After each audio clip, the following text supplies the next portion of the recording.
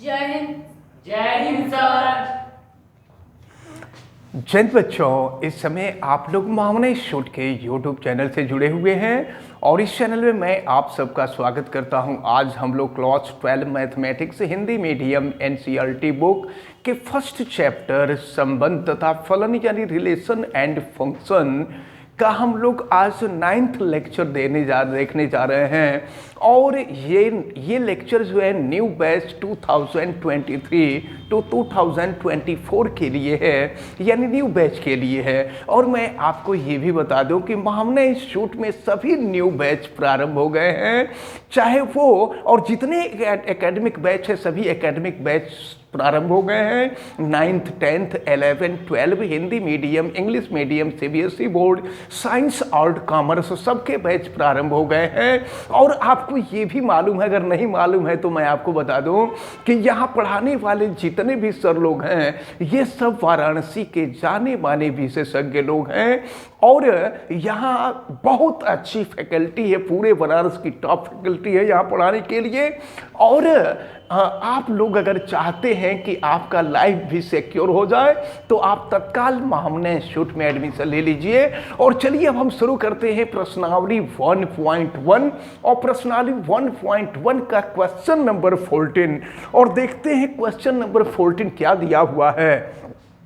मान लीजिए कि एक्स वाई तल, तो एक्स वाई तल का मतलब समझते हैं, वह तल जिसका निर्माण एक्स अक्ष और वाई अक्ष से मिल करके हुआ हो उसे हम एक्स वाई तल कहते हैं। तो मान लीजिए एक्स वाई तल में स्थित समस्त रेखाओं का समुच्चय यल है, समस्त रेखाओं का समुच्चय यल है। इसका मतलब कि एक्स वाई तल में जितने भी रेखाएं हो सकती हैं वह सभी रेखाएं यल के अंतर्गत हैं।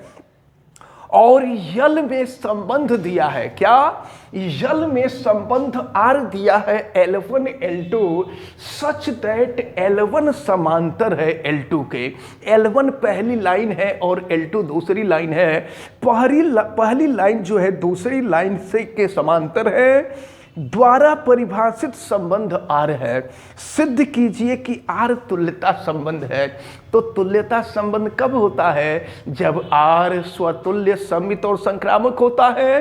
तो अब हम जो है सबसे पहले स्वतुल्य के लिए देखेंगे। स्वतुल्य के लिए एक बात आप ध्यान से समझ लीजिए कि स्वतुल्य में केवल एक अवयव लेते हैं। तो अगर केवल एक अवयव लेते हैं तो इसका मतलब केवल एक लाइन लेंगे। तो कोई भी लाइन खुद के समांतर अवश्य होती है। तो इसका मतलब ये हुआ कि L1 जो होगा वो L1 के समांतर होगा। L1 पहली लाइन है और कोई भी लाइन खुद के समांतर जरूर होती है। तो अगर L1 के समांतर होगा तो निश्चित रूप से यह संबंध स्वतुल्य होगा या स्वतुल्य है।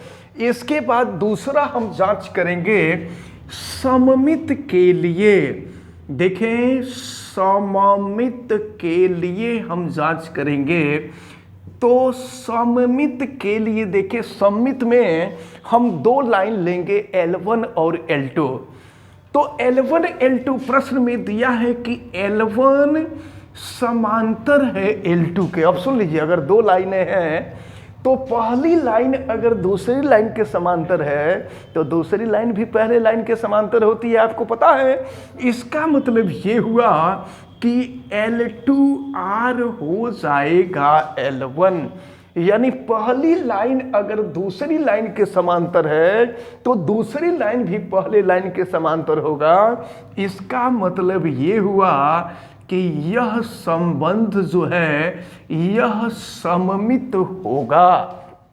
अब इसके बाद जैसे उदाहरण के तौर पे हमने बताया, जैसे मान लीजिए कोई एक लाइन है तो एक लाइन L1 है तो L1 खुद के समांतर जरूर होगा, लेकिन अगर दो लाइन है, ये दूसरी लाइन L2 है, तो अगर पहली लाइन दूसरे के समांतर है तो दूसरी भी पहले के समांतर हो जाएगा। और इसके बाद हम आते हैं तीसरे में संक्रामक के लिए। तो संक्रामक के लिए देखिए क्या होगा, यहां पर तीन लाइनें होंगी, तीन लाइनें देखिए, तीन लाइन L1, L2 और L3। जरा फिगर में देख लीजिए, अगर पहली लाइन दूसरी के समांतर है और दूसरी तीसरी के समांतर है तो पहली तीसरी के समांतर हो जाएगी, इसका मतलब कि संबंध संक्रामक भी हो जाएगा। तो हम लिख देंगे L1R L2, इसका मतलब L1 L2 के समांतर है, तो L2 जो होगा वो L3 के समांतर हो जाएगा, और फिर L1 जो होगा यह L3 के समांतर हो जाएगा, L3 के समांतर हो जाएगा। तो अगर ऐसी स्थिति होगी तो संबंध जो होगा वो संक्रामक होगा। तो संबंध संक्रामक है। तो इस प्रकार देखें, ये जो संबंध देख रहे हैं, संबंध स्वतुल्य, सममित तथा संक्रामक है। अतः दिया गया संबंध जो होगा यह एक तुल्यता संबंध होगा। अब इसके बाद फिर आगे बढ़ते हैं, पहली बात तो सिद्ध हो गई। अब हम आगे बढ़े और देखें क्या दिया है, y is equal to 2x plus 4 से संबंधित समस्त रेखाओं का समुच्चय ज्ञात कीजिए। तो जानते हैं, यहां आपको मालूम है रेखा का समीकरण होता है y equal to mx plus C, जहां यम जो होता है रेखा के द्वारा बनने वाला कोण है, और सी जो है रेखा पर काटा गया अंतखंड है, वाई अक्ष पे काटा गया अंतखंड है। तो अब जरा ध्यान पूर्वक देखें, तो रेखाएं, जितनी भी रेखाएं हैं सब समांतर हैं। तो जब सब समांतर हैं तो जो यम का मान पहले में है वही मान दूसरे में होगा। अब क्या करेंगे, ये सी का मान आप जैसे जैसे चेंज करते जाएंगे ना, आगे की रेखा हमको मिलती जाएगी, और जितनी भी रेखाएं मिलेंगी सभी रेखाएं एक दूसरे के समांतर होंगी। तो आपसे यही कहा जा रहा था, रेखा y equal to 2x plus 4 से संबंधित समस्त रेखाओं का समुच्चय ज्ञात कीजिए। तो समस्त रेखाओं का समुच्चय हो जाएगा y is equal to mx, sorry y equal to 2x plus C हो जाएगा। अच्छा, अब अगर हम क्वेश्चन नंबर 15 को देखें तो देखें, क्वेश्चन नंबर 15 में दिया हुआ है, मान लीजिए कि समुच्चय, उस समुच्चय को हम मान लिए हैं a इक्वल टू आपको दिया है 1 2 3 4 में R संबंध है। तो R संबंध, R का मतलब रिलेशन क्या दिया है, 1 2 2 2 1 1 4 4 1 3 3 3 3 2 ये दिया हुआ है। द्वारा परिभाषित संबंध R है, बहुविकल्पी प्रश्न है। तो निम्नलिखित में से सही उत्तर चुनिए। जरा यहां देखिए, आप पहले संबंध में देखिए, 1 1 है, 2 2 है, 3 3 है, 4 4 है। इसका मतलब संबंध स्वतुल्य है, संबंध स्वतुल्य हो गया। अब इसके बाद हम चेक करेंगे सममित के लिए कि सममित है कि नहीं है। देखिए, अगर 1 2 है तो कहीं इसमें 2 1 है, कहीं नहीं है, तो पहले ही ये जो है सममित नहीं है, सममित नहीं है। अब हम संक्रामक के लिए देखेंगे। संक्रामक तो देखिए 1 2 है, तो अब देखिए 1 2 है तो 2 3। अच्छा, अगर 2 3 ना हो तो 3 2 भी देखा जा सकता है, ठीक ना। तो अगर 1 2 है तो देखिए यहां 2 3 भी है, 1 2 2 3। अब देखिए कि 1 3 है तो 1 3 भी है। इसका मतलब ये हुआ कि संबंध संक्रामक भी है। तो इस प्रकार इसका जो सही विकल्प होगा वो वही होगा कि संबंध स्वतुल्य है, संक्रामक है। परंतु सममित नहीं है। अब आप देख लीजिए कि कौन सा विकल्प सही दिया हुआ है। कौन सा विकल्प सही है देख करके बताइए। ऑप्शन बी सही है। इसका जो सही विकल्प है वो बी सही है। तो क्वेश्चन नंबर 15 हो गया। अब हम लोग क्वेश्चन नंबर 16 को देखेंगे। देखिए क्वेश्चन नंबर 16 में आपसे क्या कहा गया है।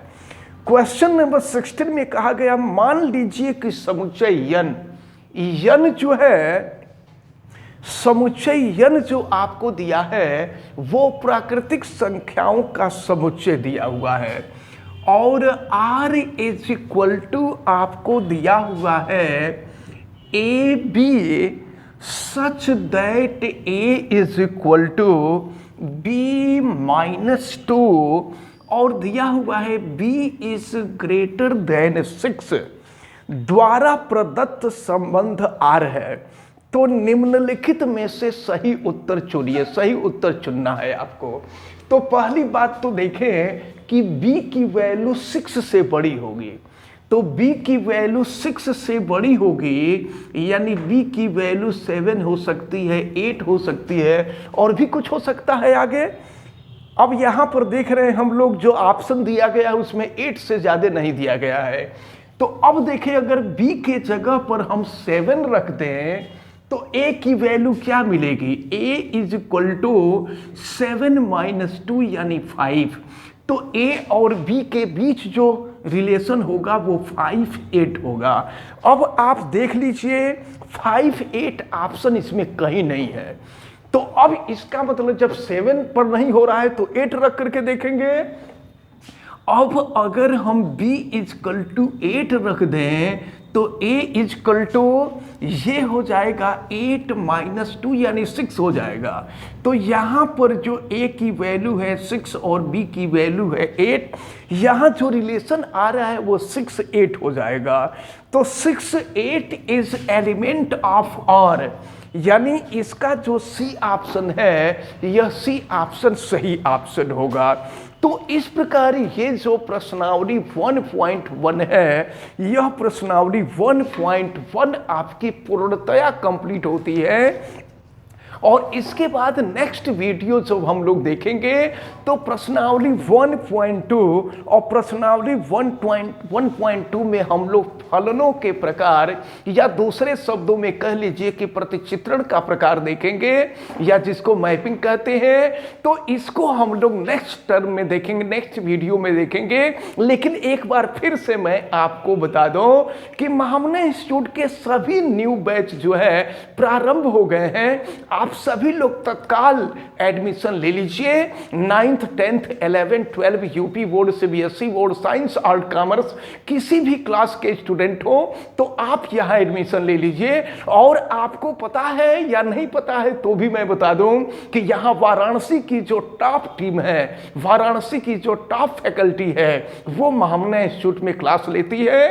तो अगर आप अपने लाइफ को सिक्योर करना चाहते हैं और आने वाला जो फ्यूचर है उसको डिसेंट करना चाहते हैं तो आप तत्काल महामना इंस्टीट्यूट में एडमिशन ले लीजिए। और देखने वाले वीडियो जितने लोग देख रहे हैं आप वीडियो को लाइक जरूर कर दीजिए। और अगर आप चैनल पे नए हैं तो चैनल को सब्सक्राइब भी कर लीजिए, बेल आइकन को प्रेस करें। और अगर किसी प्रकार की कोई दिक्कत समझ में आती है तो आप हमें कमेंट करके जरूर बतावें और वीडियो को मैक्सिमम स्टूडेंट तक शेयर करें। आप सभी लोगों का बहुत बहुत धन्यवाद। जय Hind. Thank you, sir. You're most welcome.